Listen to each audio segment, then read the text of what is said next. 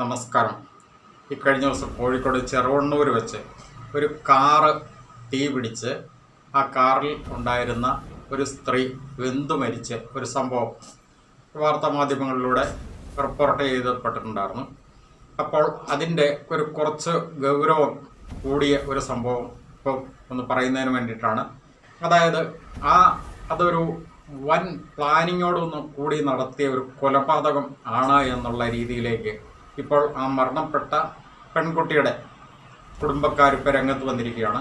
കാരണം ആ പെൺകുട്ടി ഒരു 7 മാസം ഗർഭിണിയായിരുന്നു. അതോടൊപ്പം തന്നെ ആ പെൺകുട്ടിക്ക് 27 വയസ്സ് മാത്രമാണ് പ്രായമുണ്ടായിരുന്നത്. കോഴിക്കോട് ചെറുവണ്ണൂർ പൂവത്തുംചാലിൽ വീട്ടിൽ സജിൻ ലാലിൻ്റെ ഭാര്യ സോന 27 വയസ്സാണ്. ഇവർ ഹോസ്പിറ്റലിൽ പോയിട്ട് തിരികെ വന്ന സന്ദർഭത്തിൽ, അതായത് ഈ സജിൻ ലാലിൻ്റെ ഭാര്യയോടൊപ്പം ഭാര്യ കാറിൻ്റെ ബാക്ക് സീറ്റിലിരിക്കുന്നു. സജിൻ ലാലാണ് വാഹനം ഓടിച്ചു വന്നിരുന്നത്. ഇവരുടെ വീടിനടുക്കാറായ ഭാഗത്ത്, വീടിൻ്റെ ഏകദേശം ഒരു 2-3 കിലോമീറ്റർ പുറകിലായിട്ട് എടോളിത്താഴെ എന്ന് പറയുന്ന ഒരു ഭാഗത്ത് വെച്ചാണ് ഈ കാറിന് തീ പിടിക്കുന്നത്. ആ ഭാഗത്ത് ആളുതാമസം വളരെ കുറവാണ്, ഗ്രാമപ്രദേശമാണ്. ആകപ്പാടെ 1-2 വീടൊക്കെ ആ പരിസരത്തുണ്ടായിരുന്നുള്ളൂ. അതുകൊണ്ട് തന്നെ ഈ കാറിന് തീ പിടിച്ച സന്ദർഭത്തിൽ തന്നെ ഈ ഭർത്താവായിട്ടുള്ള സജിൻ ലാൽ കാറ് തുറന്ന് പുറത്തിറങ്ങുന്നു, ബഹളം വെക്കുന്നു, ആളെ കൂട്ടുന്നു, ആൾക്കാരെ വിളിച്ച് പറയുന്നു.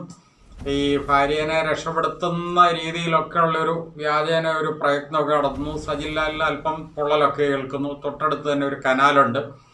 കനാലിലേക്ക് സജിൻ ലാൽ ചാടുന്നു. സ്വാഭാവികമായിട്ട് തീ അണയ്ക്കാനായിട്ട് ചാടിയതായിരിക്കണം.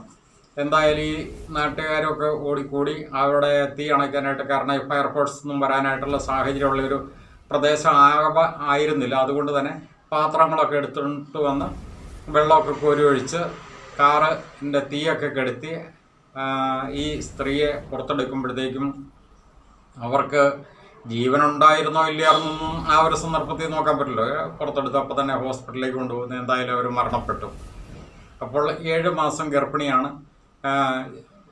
ചെറിയ പ്രായമുള്ളൂ, 27 വയസ്സ് പ്രായമുള്ളൂ. സോന എന്നാണ് പേര്. അപ്പോൾ ഇതിനകത്ത് സംശയങ്ങൾ അപ്പോൾ തന്നെ ചെറിയ രീതിക്കൊക്കെ നാട്ടുകാർക്കുണ്ടായിരുന്നെങ്കിലും അതത്ര ഗൗരവമായിട്ട് എടുത്തിരുന്നില്ല. കാരണം ഇപ്പോൾ കാറിന് തീ പിടിക്കുന്ന ഒരു സംഭവങ്ങളൊക്കെ സ്വാഭാവികമായിട്ടുണ്ടാകുന്ന ഒരു കാര്യമാണ്. പക്ഷേ ഇതിൻ്റെ ചില പിന്നാമ്പുറ കഥകളിലേക്ക് കടന്നു കഴിഞ്ഞപ്പോഴാണ്, കാരണം ഈ കാറ് കത്തിയപ്പോൾ സ്വാഭാവികമായിട്ടും മരണം സംഭവിച്ചിരിക്കുന്നത് കൊണ്ട് പോലീസും അതുപോലെ ഫോറൻസിക് വിദഗ്ധരൊക്കെ വന്നിട്ട് ഈ കാറ് പരിശോധിച്ച് കഴിഞ്ഞപ്പോൾ ഈ കാറ് പുതിയ കാറാണ്. അതിൻ്റെ എൻജിൻ ഭാഗത്തിനോ അല്ലെങ്കിൽ പെട്രോൾ ടാങ്കിൻ്റെ ഭാഗത്തിനോ ഇന്ധന ടാങ്കിൻ്റെ ഭാഗത്തിനൊന്നും കാര്യമായിട്ടുള്ള പ്രശ്നങ്ങളില്ല. അവിടെ നല്ല തീ പടർന്നിരിക്കുന്നത് തീ ഉണ്ടായിരിക്കുന്ന കാറിൻ്റെ ഉള്ളിൽ നിന്നാണ്. അങ്ങനെ ഉള്ളിൽ നിന്ന് തീ ഉണ്ടായിരിക്കുന്ന സാഹചര്യത്തിൽ ഇതിൽ അപ്പോൾ തന്നെ ഈ ഫോറൻസിക് വിദഗ്ധരും സംശയം പ്രകടിപ്പിച്ചിരുന്നു. അതിനേക്കാളെല്ലാം ഉപരി കാറിന് തീ പിടിച്ചിരുന്ന സന്ദർഭത്തിൽ ഒരു ശബ്ദത്തോടു കൂടിയാണ് ഈ കാറിന് തീ പിടിക്കുന്നതായിട്ട് അറിഞ്ഞത്. സ്വാഭാവികമായിട്ട് ഇന്ധന ടാങ്ക് പൊട്ടിയെന്നോ അങ്ങനെയൊക്കെ വേണമെങ്കിൽ ധരിക്കാമായിരുന്നു. പക്ഷേ ഇന്ധന ടാങ്കിൻ്റെ അവിടെ ഒന്നും പ്രശ്നങ്ങളില്ല. ഇനി ഇതിനേക്കാൾ എല്ലാം ഉപരി ഈ സോനയും ഈ സജിൻ ലാലും അവരുടെ വിവാഹം രജിസ്റ്റേർഡ് മാരേജാണ്. അതായത് ഇരു കുടുംബങ്ങൾക്കും അത്ര വലിയ താല്പര്യമില്ലാതെ നടന്നൊരു വിവാഹമാണ്. മറ്റൊരു രീതിയിലാണ് പറഞ്ഞു കഴിഞ്ഞാൽ, ഇവർ 3 വർഷക്കാലം പ്രണയത്തിലായിരുന്നതിന് ശേഷമാണ് ഇവരെ രജിസ്റ്റർ മാരേജ് ചെയ്തിരിക്കുന്നത്. ഈ രജിസ്റ്റർ മാരേജ് ചെയ്യുന്നത് തന്നെ ഒരു നിർബന്ധിത രജിസ്റ്റർ മാരേജിൻ്റെ സിറ്റുവേഷനിലാണ് ആ കാര്യങ്ങൾ നടന്നിരിക്കുന്നത്. കാരണം ഇവർ രജിസ്റ്റർ മാരേജ് ചെയ്യുന്നതിന് മുമ്പ് ഈ സോന എന്ന യുവതി വടകര റെയിൽവേ പാളത്തിൽ പോയി ആത്മഹത്യ ചെയ്യാനായിട്ട് ശ്രമിച്ച ഒരു സംഭവം ഉണ്ടായിട്ടുണ്ട്. അവിടുന്ന് പോലീസുകാരാണ് ഈ സോനയെ രക്ഷപ്പെടുത്തി കൊണ്ടുവരുന്നത്.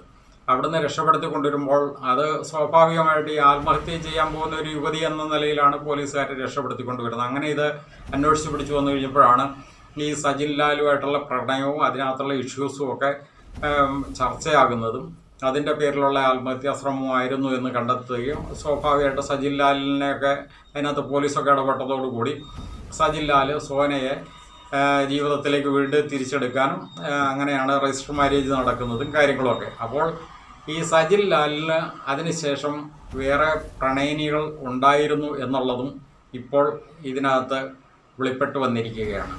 അപ്പോൾ ഇതൊരു മനഃപൂർവമായിട്ടുള്ളൊരു ക്രൂരമായ കൊലപാതകം തന്നെയാണ് എന്നാണ് ഇപ്പോൾ തെളിഞ്ഞു വരുന്നത്.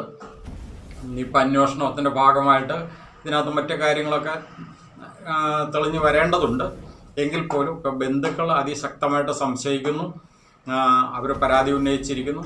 അതുപോലെ തന്നെ ഈ കാറ് കത്തിയതിൽ ഫോറൻസിക് വിദഗ്ധരുടെ നിഗമനങ്ങൾ, പിന്നെ ഈ പെൺകുട്ടി ഇവരെ രജിസ്റ്റർ മാരേജിന് മുമ്പ് തന്നെ ഈ ഒരു വിഷയവുമായിട്ട് ബന്ധപ്പെട്ട്, അതായത് ഇപ്പോൾ വിവാഹം കഴിച്ചിരിക്കുന്ന ഈ സജിൻ ലാലിൻ്റെ മറ്റ് പ്രണയബന്ധങ്ങളിലുമായിട്ട് ബന്ധപ്പെട്ട് ആത്മഹത്യക്ക് ശ്രമിച്ചിരുന്ന വിഷയവും ഇതെല്ലാം കൂടി കൂട്ടി വായിക്കുമ്പോൾ ഇതൊരു വളരെ കൃത്യമായിട്ട് പ്ലാൻ ചെയ്ത് നടത്തിയ അതിക്രൂരമായ ഒരു കൊലപാതകം തന്നെയാണ് എന്ന് സംശയിക്കത്തക്ക രീതിയിലുള്ള എല്ലാ സാഹചര്യങ്ങളും ഉരുത്തിരിഞ്ഞു വന്നിരിക്കുന്നു. എന്താണെങ്കിലും പുതിയ സർക്കാർ വരുന്നു, പുതിയ ആഭ്യന്തരമന്ത്രി വരുന്നു, ശക്തമായിട്ട് പോലീസ് കാര്യം കൈകാര്യം ചെയ്യാൻ കഴിവുള്ള പ്രാപ്തനായിട്ടുള്ള ആഭ്യന്തരമന്ത്രിയാണെന്ന് കഴിവ് തെളിയിച്ചിട്ടുള്ള വ്യക്തിയൊക്കെ ആയതുകൊണ്ട് തന്നെയും ഇനി ഇത് ഏത് മന്ത്രിയാണെങ്കിലും ഏത് നിയമ സംവിധാനമാണെങ്കിലും ശരി, ഇവിടെ ഈ രാജ്യത്ത് നിലനിൽക്കുന്ന നിയമ സംവിധാനം അതിശക്തമായിട്ട് തന്നെ ഇതിനകത്ത് ഇടപെട്ട് പ്രവർത്തിക്കണം എന്ന് പൊതുസമൂഹം ശക്തമായിട്ട് ആവശ്യപ്പെട്ടുകൊണ്ടിരിക്കുന്ന ഒരു സാഹചര്യത്തിൽ നല്ലൊരു അന്വേഷണവും കാര്യങ്ങളും ഉണ്ടാകുമെന്ന് പ്രതീക്ഷിക്കാം. അതുപോലെ തന്നെ ഇതിനകത്ത് നടന്നിരിക്കുന്ന ഇപ്പോൾ സംശയിക്കുന്ന രീതിയിൽ ഈ സജിൻ ലാലിൻ്റെ ക്രൂരമായിട്ടുള്ള ഒരു പ്രവൃത്തിയാണ് എങ്കിൽ ആ വ്യക്തിയെ ഇവിടെ ഈ രാജ്യത്ത് നിലനിൽക്കുന്ന നിയമ സംവിധാനത്തിൽ നൽകാവുന്നതിൻ്റെ ഏറ്റവും പരമാവധി ശിക്ഷ തന്നെ നൽകണം എന്നുള്ള രീതിയിലേക്ക് പൊതുസമൂഹം ആഗ്രഹിക്കുന്നു എന്നുള്ള കാര്യം കൂടി ഇന്ന് പറഞ്ഞുകൊണ്ട് നിർത്തുന്നു. നന്ദി.